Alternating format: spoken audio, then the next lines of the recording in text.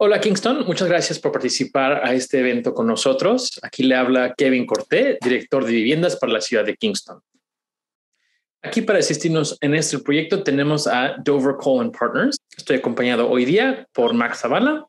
También tenemos a Natalie. Bajo Dover Cole también tenemos bastantes diferentes grupos que van a asistir a crear este proyecto de una forma colectiva. ¿Qué es el código de formas y qué es el código convencional? ¿De qué hablamos y de qué se trata este proyecto? Actualmente en Kingston tenemos lo que se llama un código convencional.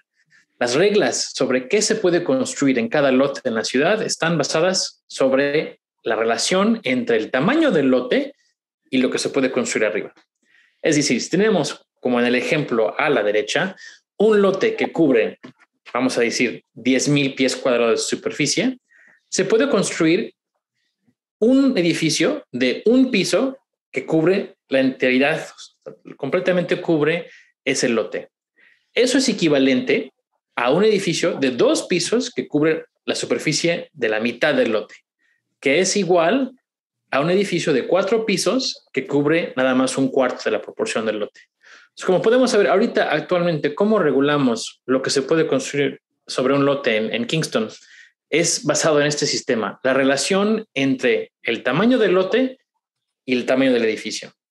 El ejemplo a la izquierda, las 3 imágenes que vemos a la izquierda, demuestran un edificio o un desarrollo que es equivalente, según esta regla, de toda forma. Es decir, todos los 3 diagramas enseñan una relación entre el piso y el terreno sobre donde están equivalentes. Se puede construir una torre donde se acumula todo el espacio en un espacio muy chiquito, o se puede construir una vecindad bastante distinta. Ahorita, actualmente es así como regulamos los edificios en Kingston, y hay una alternativa que es el código basado en forma, que tiene más relación con cómo el espacio relaciona o cómo un edificio interactúa con la calle y con el lote y con el espacio. Max nos va a enseñar lo que es un código de forma. El código de forma literalmente quiere decir que se enfoca principalmente en cómo ese edificio se presenta al espacio público.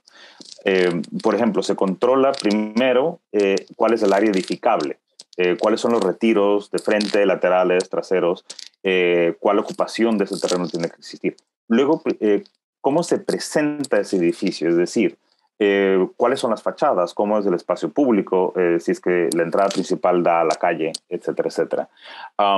Inclusive se regula el estacionamiento. Entonces, típicamente nosotros regulamos que el estacionamiento se presente en la parte posterior del lote.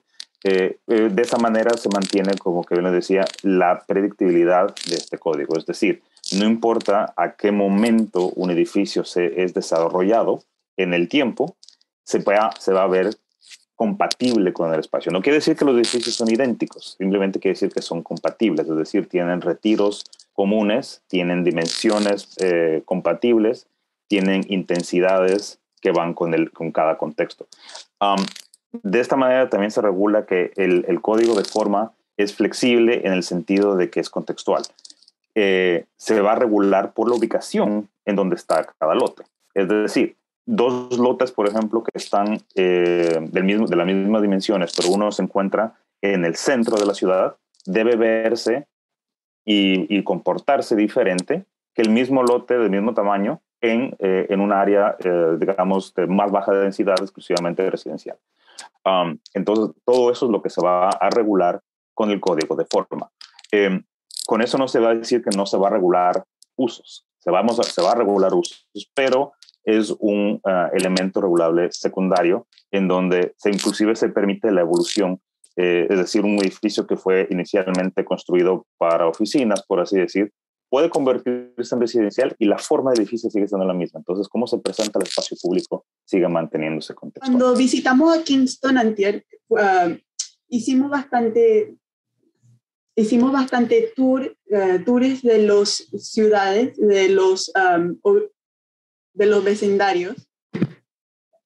El primer evento fue online por Zoom y hicimos un lanzamiento virtual y diseño práctico, donde hablamos con diferentes grupos en mesas pequeñas para decir cuáles son los puntos más importantes para ellos ver en los diseños y en las nuevas zonificaciones. La próxima noche nos reunimos en persona y hicimos el mismo evento de nuevo, pero esta vez nos reunimos en persona. Y después hicimos una caminata por la ciudad y visitamos los diferentes vecindarios. También hubieron otras reuniones más de temas específicos. En general se hablaba de temas, por ejemplo, la vivienda. Se hablaba de temas de transporte, medio ambiente, negocios. Eso también es porque queremos saber no solo el conocimiento global de todos los residentes de Kingston, sino también a los especialistas en cada parte. Queremos asegurarnos de que tenemos toda la información posible para poder hacer el mejor trabajo.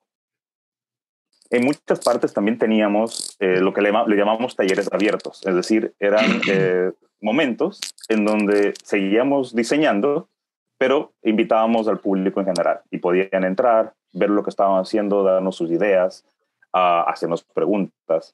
Este es un resumen de las ideas principales que tuvimos.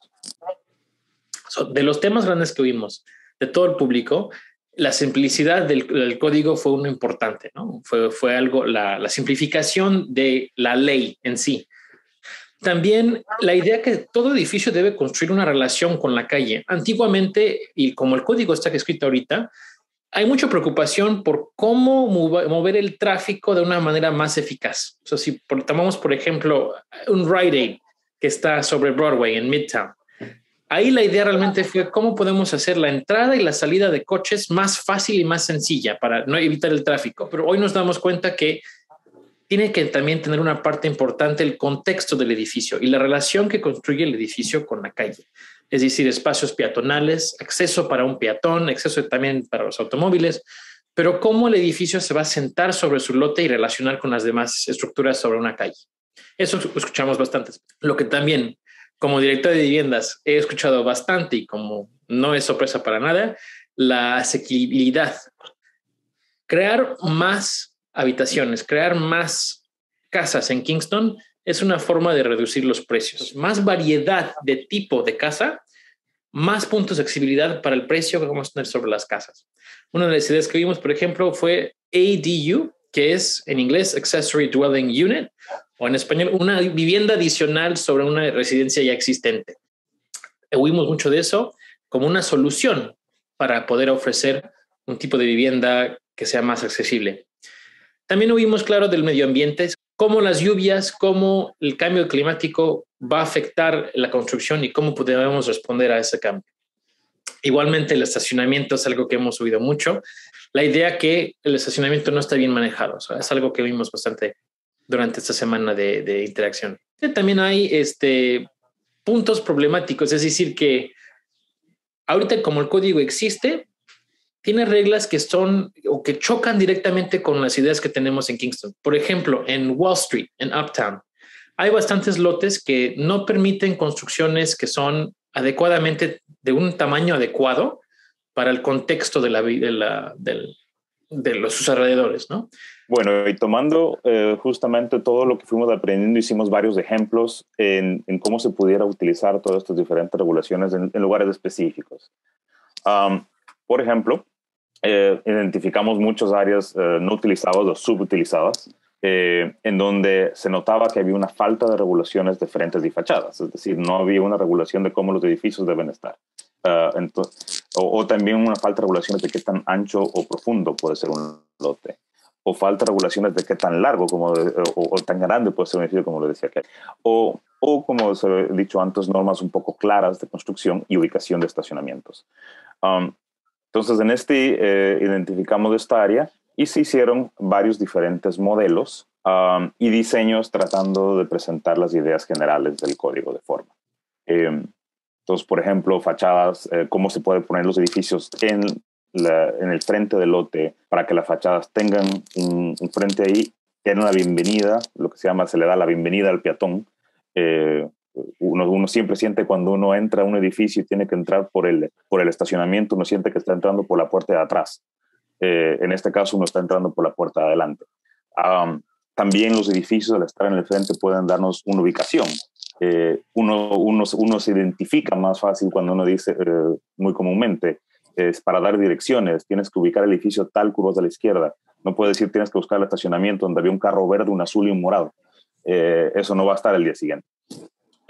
Y también que estén alineados. Mucho de lo que identificamos durante los paseos de la ciudad fue que muchos, así tengan diferentes estilos los edificios, y ha sido modificado durante los años, al tener el mismo retiro se los veía coordinados. Una de las intenciones del código, y como se había hablado en momentos, que no es un código que está intencionado a que haya un solo modelo, no hay una sola regulación, un solo tipo de edificio. La intención es justamente que pueda crecer, evolucionar, desarrollarse dependiendo de las necesidades y capacidades de cada dueño de cada lote.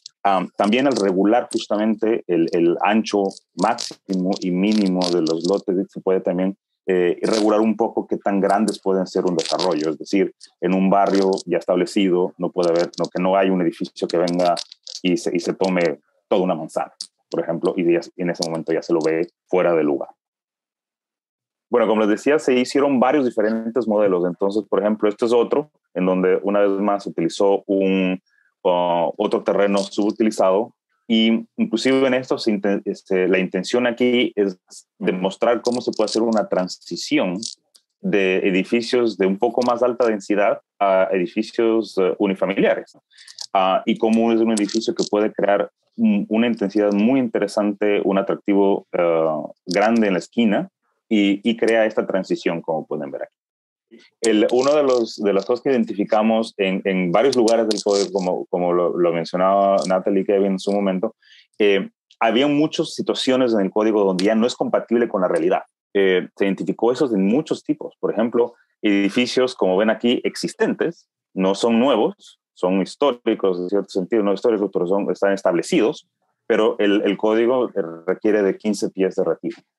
O que el límite es 2,5 pisos, o que es un máximo de 2 unidades por lote, o que el área mínima es de 5,000 pies cuadrados, y hay joyas de verdad en la ciudad que obviamente no cumplirían ninguno de estos requisitos, y la lógica del código actual dijera que si es que quieren cambiar o mejorar esta propiedad, básicamente no tuviera que ser ilegalmente, porque no puede cumplir las regulaciones. Y este fue otro ejemplo en donde inclusive se estuvo superimponiendo la trama original o histórica que existía en la ciudad, y se trató de ver qué se puede hacer para volver a conectarlo. Como justamente se mencionaba antes, puede haber que llegó un Walgreens, se tomó toda una manzana, eliminó calles, se puede hacer muchos de diferentes temas. Y de esta manera muchas veces los barrios quedan desconectados entre sí. Entonces, ¿cómo con pequeños elementos que fueran permitidos dentro de este código se pueden volverlos a conectar, se pueden volverlos a rellenar? Se conversó también del diseño de calles. En esto es un tema en donde es un proceso obviamente de ingeniería, y para esto se utiliza típicamente a nivel nacional lo que le llaman el Green Book, o el libro verde. Y algo que ha sido muy típico históricamente es que este libro se enfocaba exclusivamente en los vehículos. Un cambio que ha habido interesante en los últimos años es que ahora se incorpora, inclusive se pone principalmente el enfoque en el peatón. Entonces, durante el proceso se hizo diferentes análisis, como por ejemplo, se están poniendo opciones dependiendo de la trama de la ciudad, se define qué tipo de calles. Esto es, por ejemplo, un estudio donde se analizaba cuántas intersecciones hay a cierta distancia de cada lote. No es ninguna sorpresa al ver que obviamente las áreas que tienen la mayor cantidad de intersecciones están en el centro. Y mientras se está yendo más a las periferias, hay menos intersecciones. Por último, una de las intenciones de este sistema, y como lo ha mencionado Kevin varias veces, la intención es de hacer el sistema lo más asequible, lo más fácil de utilizar posible. Y con esto vamos a implementar la plataforma Gridix, que es una plataforma en línea, online, en donde va a estar todos los mapas, todos los diferentes elementos, cada parcela va a ser seleccionable, lo cual le va a dar a todos los usuarios cierta información de la parcela, cuál es la certificación que tiene, los usos que se permiten, los retiros básicos que tienen, etc. también se va a digitalizar todo el texto del código. Todo este sistema está ya preestablecido para ser móvil. Hablando un poco sobre los próximos pasos, aún seguimos casi al principio del proceso. La primera edición del nuevo código no será disponible hasta en enero o febrero del año que viene. Es decir, que ahorita con toda la información que ha recibido Dover Cole, están trabajando sobre crear el primer documento, que es la primera edición del código. Ya que se formula esa primera edición, se puede investigar, se va a presentar cuáles son las ideas que han introducido al código. Se puede discutir en ese momento cuáles cambios son necesarios para finalizar esa edición. Y de ahí, en marzo o abril del año 2022, se puede finalizar la segunda edición y la última edición de este código. De ahí todavía falta otro proceso más. Falta lo que es Environmental Review en inglés, o el sistema legal mandado por el Estado de investigación sobre el efecto del ambiente de este código, del medio ambiente, perdón. Y de ahí se tiene que otra vez finalizar en su aprueba del cónsul de la ciudad de Kingston y por el alcalde de la ciudad de Kingston. Eso lo imaginamos para el horizonte de septiembre del 2022, es decir, que de aquí al próximo otoño tendremos un nuevo código para Kingston. Quiero reiterar nada más unas preguntas que me han llegado bastante frecuentemente. De este programa, de este proyecto, no se espera ningún edificio.